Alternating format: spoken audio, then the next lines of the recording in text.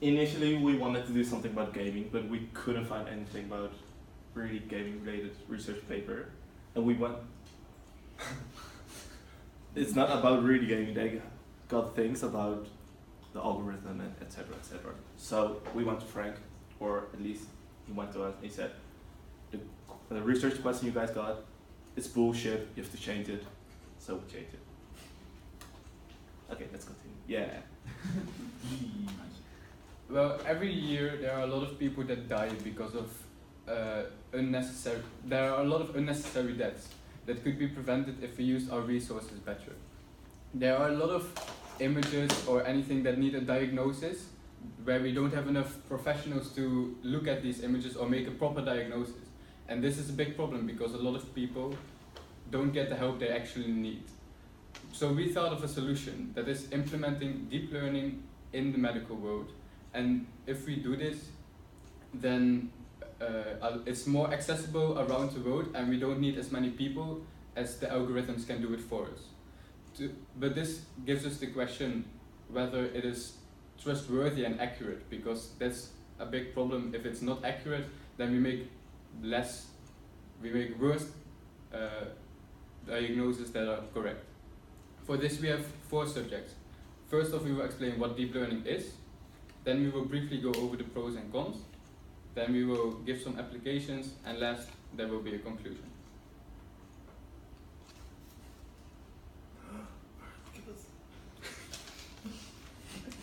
Okay, so what is deep learning?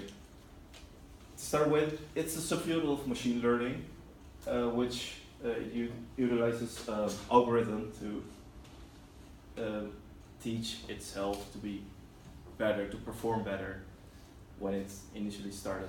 So we got 4 fields of machine training, or at least the way how deep learning is trained. That's supervised learning.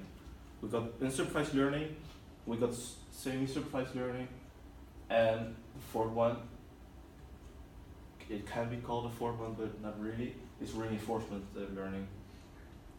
So, to start with, supervised learning. It's the most common way of machine learning, and even in traditional ways, of course it is. And the way it works is, it has to teach itself to make links between inputs and outputs. For example, to teach a machine or an algorithm how to classify whether a picture contains a cat or a dog, we need large of data sets with photos which are already labeled with its cat or a dog. And then we put it in put the algorithm in a training session with the data set, and then during the whole session it will get better at classifying whether it's a dog or a cat. In supervised learning, well, unlike supervised learning, unsupervised learning uses unlabeled data sets. So, for example, instead of having labels on the picture, whether it's a dog or a cat, it will have nothing. We will just put the data in the algorithm and let the algorithm find out. The thing that's really interesting about supervised learning is it's able to find out hidden patterns or structures in the whole data. It's most used in exploratory data analysis. And why it can be seen as better than supervised learning is because if supervised learning is able to detect whether it's a dog or a cat, we don't know how it detects it. I mean, it knows that it's a cat or a dog, but it's based on its own understanding. With unsupervised learning, we're able to teach it, or it's able to teach itself to understand whether it's a dog or a cat based on our understanding, at least the way how we humans would understand whether it's a dog or a cat. Here we have a beautiful example. With unsupervised learning, it will, for example, gather a lot of information, cluster information. For example, here it knows, okay, based on there.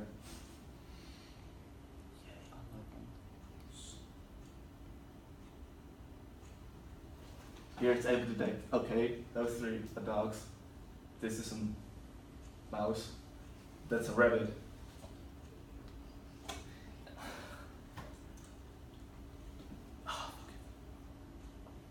Semi-supervised learning.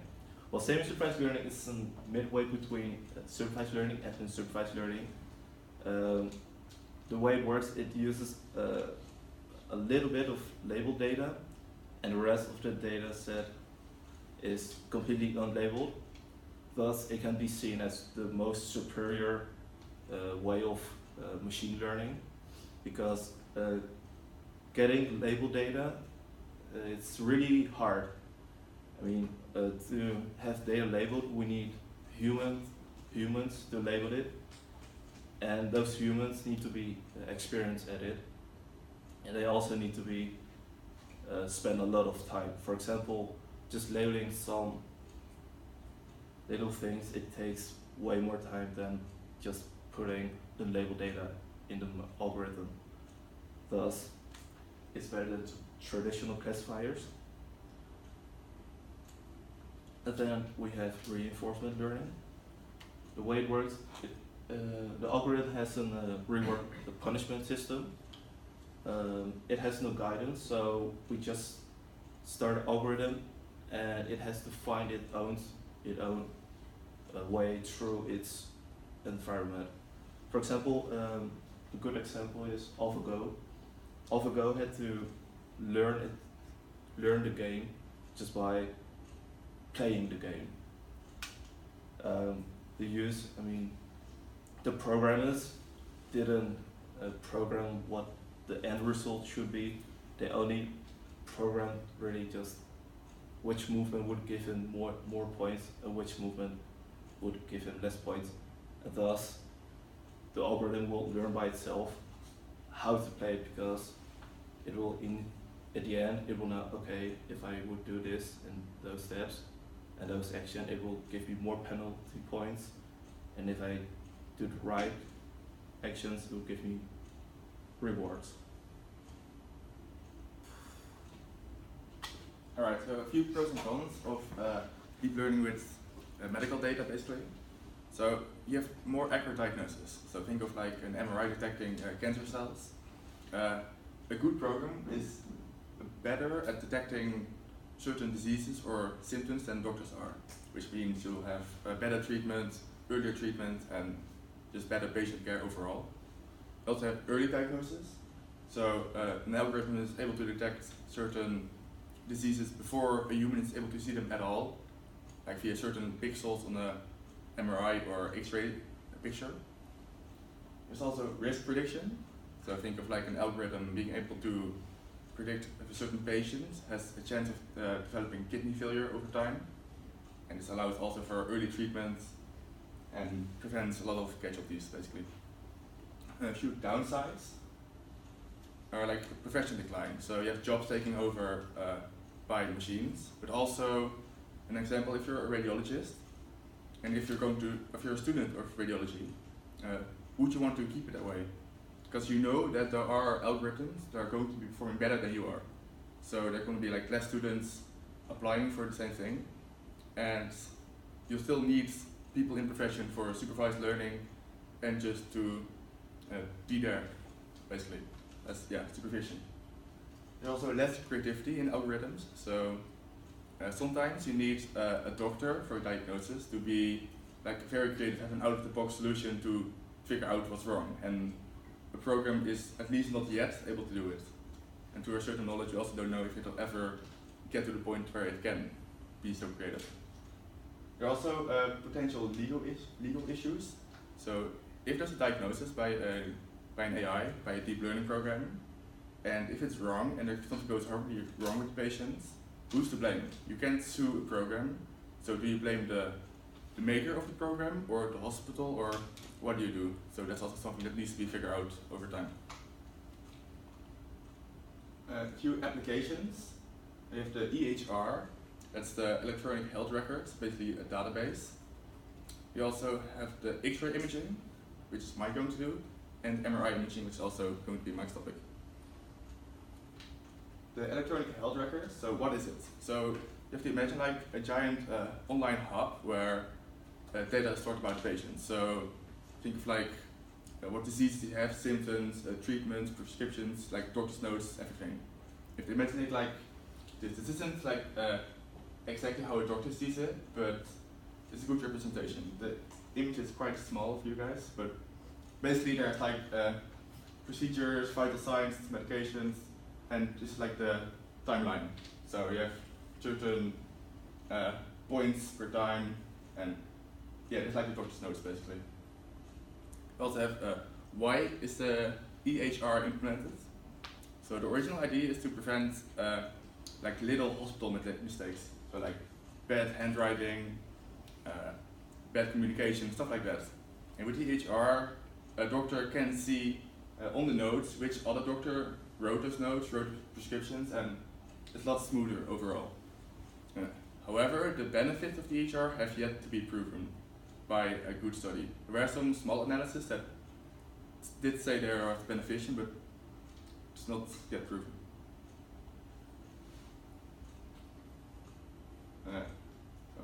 Alright, so a few difficulties with machine learning and the EHR.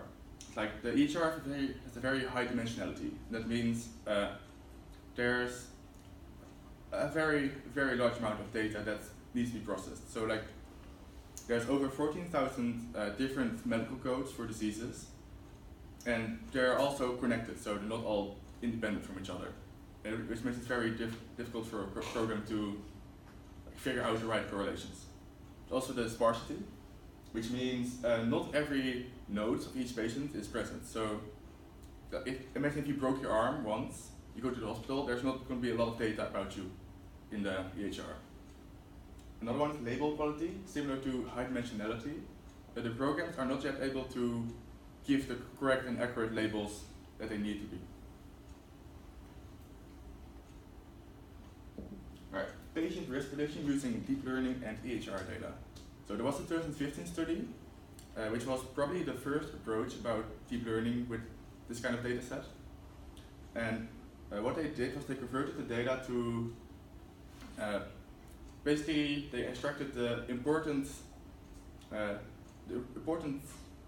information about the patient called phenotypes and put it into something readable for a computer. So what you imagine is something like this.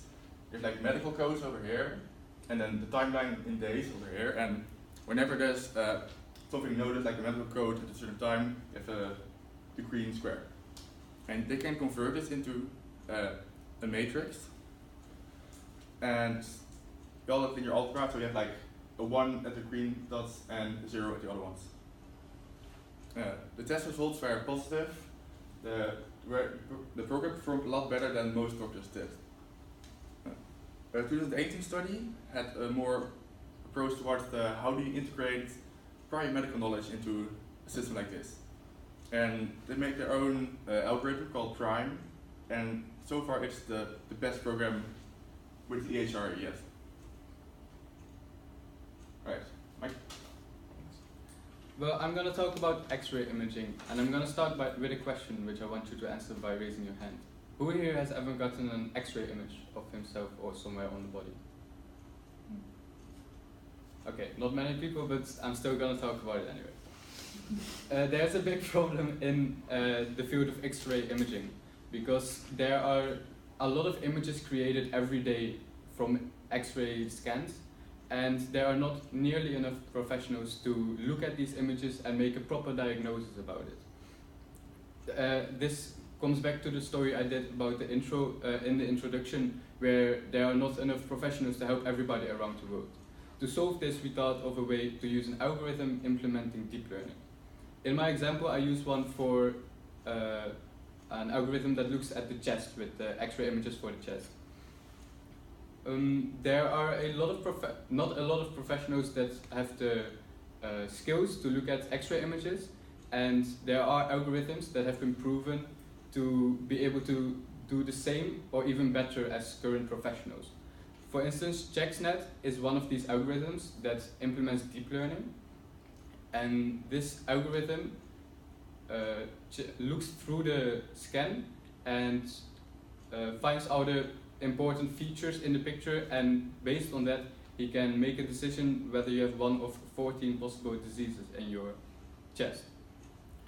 It has been proven in a test that it's better than current professionals, and also better than all of the previously made algorithms that have the same purpose. So it shows that deep learning is a smart thing to implement in algorithms that have to be used in the medical world. The next, MRI imaging. It's magnetic resonance imaging. Okay. In this, there's an important part about image segmentation. Image segmentation means that you get a picture of the brain slice. Oh, you can push it, okay. And then it segments it into the different parts. So for instance, I take brain tumors as a subject here, and it selects the white matter, the grey matter, and the cerebrospinal fluid. And this can be done in different ways, namely manual segmentation, semi-automatic segmentation, and fully automatic segmentation. Manual segmentation is done by hand, and a radiologist has to go through all the images of every single slice and draw the area of the tumor by hand. This can be very time consuming, and that's why we want to do it differently. Another reason to do it differently is also because it's done by hand, so a human has to do it. And people are known to make errors, and to reduce the amount of errors, we wanted to automatize this. Then there's semi-automatic segmentation. This means that there's still some user input, and most of it is done by an algorithm. Namely, the user initializes the area in the brain where he or she wants the algorithm to look, and then the algorithm starts searching through it and deciding where the tumor is. And if this gives a good result, there's nothing wrong. But if in the process, if something goes wrong, the user can give feedback to adjust the search a little bit. And at the end, the user can also evaluate the results. And if these results are not satisfactory, he can modify and repeat the process to get a better result. Then lastly, there's a fully automatic segmentation, which is subdivided into two submethods. It's discriminative and generative. Discriminative means that the algorithm learns the relationships between the important features in the segmentation and in the ground truths. This is the ground truth, and that's pretty much the original image, but then it has highlighted what part you're looking for.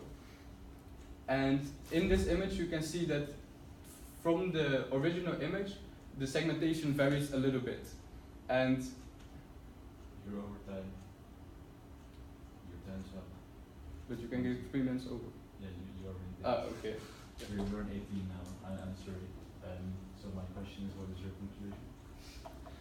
The conclusion is that, as you can see, there are already a lot of implementations where it's currently used, and it only makes logical sense that from this we can conclude that in the future there will even be more applications in which deep learning will be used in the medical world. Which one of the 4 learning parts is used most? Right now, it depends. It depends on which application you want to use it for. Sure. For example, reinforcement learning is used with AlphaGo. For example, you can't use supervised or unsupervised learning to teach the algorithm to play by itself. That wouldn't work. I think he means in the medical field. Perhaps. Perhaps, yeah. It can be with semi-supervised learning, because you put some data or some X-ray photos which are labeled, and a lot of photos which aren't labeled. So with this, the algorithm will learn by itself to detect which relations they have, and depending on whether the photos are good or not, train itself. But that's also one of the obstacles which we still have to, or not we, but they have to improve on. It's to check, it's come up with a way to improve the error rates, because there's a chance of training this algorithm, but training to detect the wrong things for unsupervised and semi-supervised. Yeah. But even if you have 99% accuracy, then it's still not really significant, right? Because then there are still quite a lot of cases where it will just Detect the wrong. Yeah. But if Yeah, you but have it's- 99%, then humans also make errors. Yes. So Yeah, okay, Because- so it's always better than you. Yeah, because there was a test where the doctor had to detect, I think, breast cancer based on some photos and some data, the electronic health records. Okay. The doctors were only able to detect 90 of the cases where the algorithm was able to detect more than 95% of the cases. So it has already proven to be better than doctors in some specific case. Do you think there's ethical concerns to this? To be honest, I think we shouldn't whine too much about what it's about this, because it is the future, it will be future, and with this it's able to prevent our, for example, AIDS, for example, all those diseases. It can also, everything can be cured. I mean, it's beneficial to the human species. I don't see why we would try to stop it. And who do you think? Ethical, not so much actually, but you can have privacy issues when you have like an algorithm go through all your personal data about your diseases and medical history. But what if there's no name about the person? Okay, sure. Do you guys have any questions? I do actually. You talked about the pros and cons of this stuff, and you said that you can't really blame anyone, or you don't know who to blame for the AI. But isn't that just the person who created the AI, just the coder? Not per se, because an AI can be better than humans, but still make mistakes. So I don't think you can blame the creator when it does make a mistake. I mean, you don't program it to make decisions based on how, I mean, the decision it makes, the algorithms, or the output, it's not something you program, it's based on its own understanding of what it sees. Like you can blame the data set, but That's the only thing you can blame, to be honest. But can't you also blame the person who at some point there is a decision, and then there is a doctor which says, okay, I got this from the computer, okay, let's do this. Then the doctor is also kind of guilty at some point. Right? But this way you can literally blame everyone in the process, which is why this is also a very big debate about why or who gets the responsibility when you implement this, and that's primarily also why it's dangerous to implement it more and why people are scared to do it. It's probably for all the people in this building to figure out. Blame patients. We are the future. Just don't get killed. Solved. Okay, good job, guys. Nice slides, nice grammar errors. I was cringing a bit. It's okay.